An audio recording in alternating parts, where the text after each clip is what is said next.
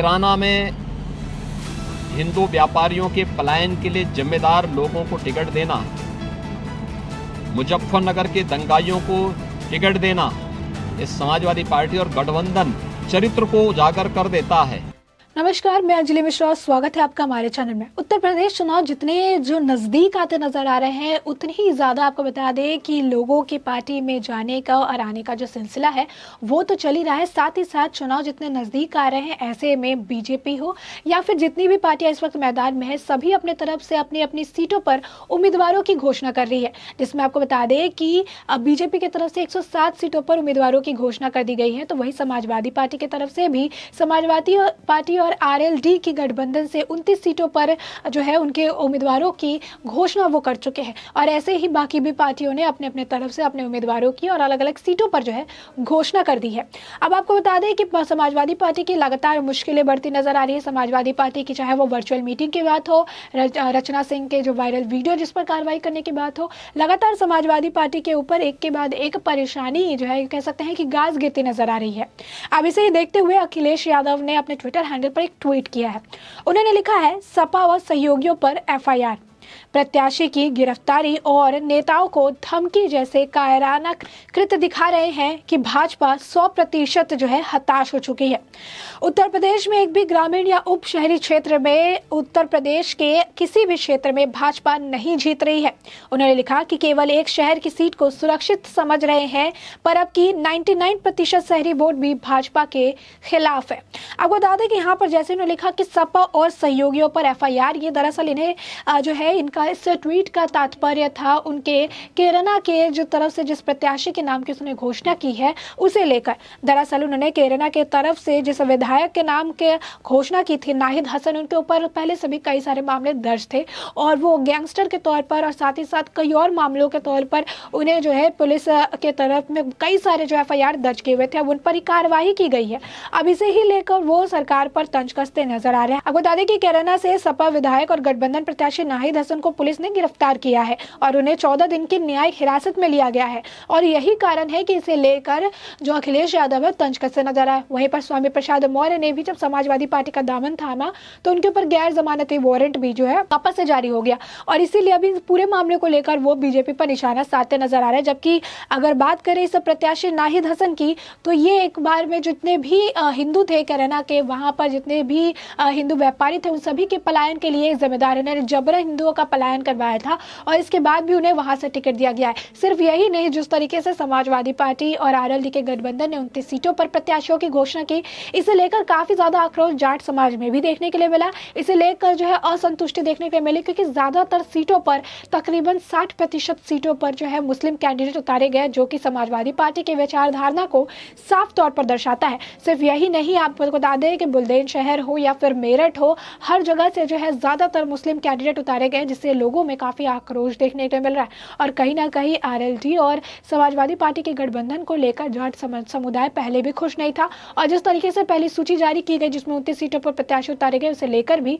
वो बिल्कुल भी खुश नजर नहीं है। जाट समाज में भी इसे लेकर काफी आक्रोश देखने के लिए मिला है। आपको बता दें कि अब इसी मामले को लेकर अखिलेश यादव जो है तंज कसते नजर आए बीजेपी पर। अब आपको बता दें कि बीजेपी की तरफ से भी 107 सीटों पर प्रत्याशियों के नाम की घोषणा कर दी गई है। जिस तरीके से अखिलेश यादव ने इस पर हमला बोला, इसे लेकर योगी आदित्यनाथ ने, उत्तर प्रदेश के मुख्यमंत्री, भी अपना बयान देते नजर आए हैं। आपको बता दें कि योगी आदित्यनाथ ने कहा है कि समाजवादी पार्टी के गठबंधन की सूची आई है और उसे सबने देखा है कि कैराना की तरफ से किस तरीके से हिंदू व्यापारियों के पलायन के लिए जिम्मेदार लोगों को टिकट दिया गया है। मुजफ्फरनगर में दंगइयों को टिकट दिया गया है, बुलंदशहर में गैंगस्टर को और हिस्ट्री शीटर जैसे आरोपियों को टिकट दिए गए हैं और ये अपराधियों को टिकट देना इस समाजवादी पार्टी के जो गठबंधन है उनके चरित्र को उजागर कर देता है। साथ ही साथ योगी आदित्यनाथ ने कहा कि इन पेशेवर अपराधियों और माफियाओं को सत्ता में लाकर सत्ता में शोषण करने के लिए अखिलेश यादव अपनी तरफ से प्रयास कर रहे हैं। उन्होंने लिखा है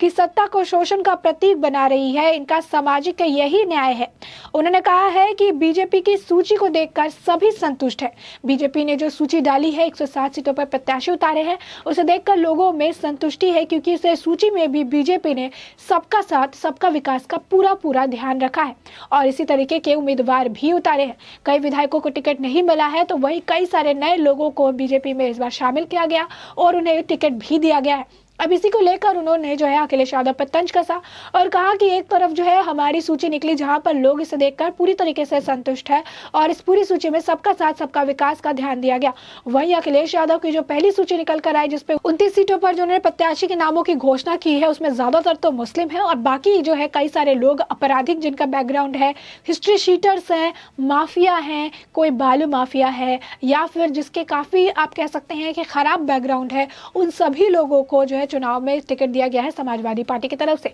और ये पहली बार नहीं है जो समाजवादी पार्टी को जो है इस तरीके से जो है इन पर सवाल खड़े किए जा रहे हैं। जैसे उनकी पहली सूची आई थी स्वतंत्र देव ने भी इस पर सवाल खड़े किए थे, कहा था कि माफियाओं और दंगों की जो दंगई है उनको संरक्षण प्रदान करती है ये वही पुरानी सपा है जो जितने भी जो बदमाश है, जितने भी माफिया है, जितने भी दंगई करने वाले लोग हैं उन सभी को ये संरक्षण प्रदान करती है और उन्हें टिकट दिया जाता है समाजवादी पार्टी की तरफ से, उन्हें उनके पीठ थपथपाए जाते हैं। आपको बता दें कि समाजवादी पार्टी में हाल ही फिलहाल में एक ऐसे व्यक्ति भी शामिल हुए थे जिन्होंने देश के प्रधानमंत्री को टुकड़े टुकड़े करने की बात भी कही थी और इस पर भी लगातार अखिलेश यादव पर निशाने साधे जा रहे थे। इस पर भी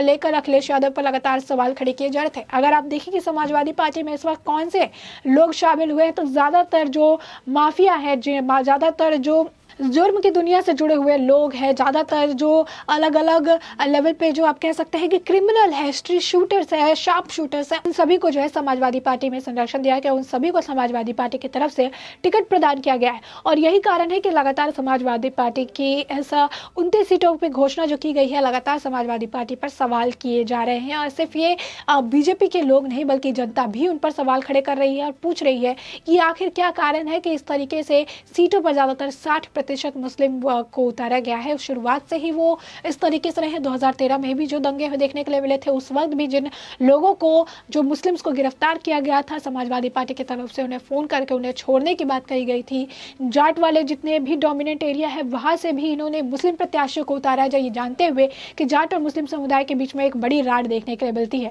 अब ऐसे में लगातार जो है अखिलेश यादव की मुश्किलें बढ़ती नजर आ रही है। जहां पे वो एक तरफ ये क्लेम कर रहे हैं कि भाजपा जो है हताश है, वहीं पर आपको बता दें कि जिस तरीके से सर्वेज निकल कर आ रहे हैं, जिस तरीके से सभी निकल कर एक सर्वे आ रहा है वहां पर जनता की जो ओपिनियन है, जनता जो चाहती है वो साफ होते हुए नजर आ रहे हैं। तो वहीं पर बीजेपी की उत्तर प्रदेश में प्रचंड जीत जो है वो साफ नजर आ रही है क्योंकि कहीं ना कहीं सर्वेज में ये साफ कर दिया जा रहा है कि किस तरीके से लोग बीजेपी को पसंद कर रहे हैं, किस तरीके से वापस से योगी आदित्यनाथ को लोगों का समर्थन देखने के लिए मिल रहा है, लोगों का प्यार, आदर और सम्मान देखने के लिए मिल रहा है कि वापस से मुख्यमंत्री का चेहरे के लिए योगी आदित्यनाथ पसंद है जनता की। तो वही बीजेपी को जो है 301 से ज्यादा सीटें मिलने की संभावना है और ये सारी संभावनाएं हम नहीं बल्कि जो सामने से आ रही सर्वे है वो बताते नजर आ रहे हैं। कहीं ना कहीं इन सभी से अखिलेश यादव बौखलाते नजर आ रहे हैं। इसका एग्जाम्पल आप यही देख सकते हैं कि कैराना से जो सपा विधायक हैं उनको जो है अब पुलिस ने गिरफ्तार कर लिया है। आप सोच सकते हैं कि जिसे पुलिस गिरफ्तार लेकर करके गई है, 14 दिन की न्यायिक हिरासत में वो व्यक्ति रहने वाला है, उसे भी समाजवादी पार्टी की तरफ से टिकट दिया गया। वो व्यक्ति जो हिंदुओं के पलायन के लिए जिम्मेदार था, वो व्यक्ति जिसने हिंदुओं पर जबरन जो है फोर्स का प्रयास किया था, उसी व्यक्ति को समाजवादी पार्टी की तरफ से टिकट दिया गया। आपको बता दें कि नाहिद हसन जो है वर्ष 2017 में विधायक बने थे, लेकिन उनका विवाद से रहने का जो है सिलसिला है वो हमेशा विवादों में बने रहते थे और यही कारण था कि नाहिद हसन और जिला प्रशासन का टकराव लगातार देखने के लिए मिलता था। सीईओ और एचडीएम के बदतमीजी करने के आरोप में भी उनके ऊपर मुकदमे दर्ज है, उनके ऊपर कई सारे मुकदमे दर्ज है। करीब 11 महीने पहले कैराना में कोतवाली में विधायक नाहिद हसन, उनकी मां पूर्व सांसद तबस्सुम हसन समेत 40 लोगों के खिलाफ गैंगस्टर एक्ट के तहत मुकदमा दर्ज किया गया है। समझ सकते हैं आप, जो गैंगस्टर एक्ट के तहत उनके ऊपर जो है डाला गया था एफआईआर। उसके बाद ऐसे व्यक्ति को कैराना से ये उतार रहे हैं जो कि समाजवादी पार्टी की सोच को, समाजवादी पार्टी के ऐसा गठबंधन को जो है साफ तौर पर दर्शाता है कि आखिर ये किस तरीके की सोच रखते हैं और क्या कुछ उनका कहना है। वहीं आपको बता दें कि इसे लेकर जो है अब टकराव देखने को मिल रहा है। जैसे जैसे जो सीटों पर प्रत्याशियों के नाम की घोषणा हो रही है वैसे वैसे जनता अपना मत रखते हुए भी सामने नजर आ रही है, जहां पर एक तरफ 107 सीटों पर उत्तर प्रदेश के जो योगी आदित्यनाथ, आपको बता दें कि 107 सीटों पर बीजेपी की तरफ से घोषणा कर दी गई है, प्रत्याशियों को उतारा गया है, जिसमें आपको बता दें कि गोरखपुर से मुख्यमंत्री योगी आदित्यनाथ और सिराथू विधानसभा सीट से उप मुख्यमंत्री केशव प्रसाद मौर्य का नाम निकलकर सामने आया है, जो इन विधानसभा सीटों से लड़ेंगे। तो वहीं इस पूरी जारी किए गए 107 उम्मीदवारों की लिस्ट में ऐसे 21 प्रत्याशी हैं जो पहली बार चुनाव लड़ेंगे। तो वहीं कई सारे ऐसे लोग हैं, तकरीबन और 21 विधायक हैं जिनका टिकट कट चुका है, और ऐसे में कई लोगों का टिकट कटने की आशंका थी जिन्होंने दूसरे पार्टी में जाना पसंद किया। तो एक तरफ अखिलेश यादव तंज कस रहे हैं, जहां पर उन्हें पता है कि उनके द्वारा नाम दिए गए जो उम्मीदवारों के नाम है इसमें कई सारे लोगों के आपराधिक बैकग्राउंड सामने निकल कर आ रहे हैं। तो वही योगी आदित्यनाथ ने साफ कर दिया है कि हम सबका साथ सबका विकास लेकर ही आगे चलेंगे, और इसी तरीके से आगे की सीट में भी ऐसे ही लोगों के नामों की घोषणा करेंगे जिससे लोग काफी ज्यादा संतुष्ट नजर आएंगे। अब ऐसे में आपने पूरा मामला जाना, और इस पूरे मामले पर आपकी जो भी राय हो हमें कमेंट सेक्शन में कमेंट करके जरूर बताएं।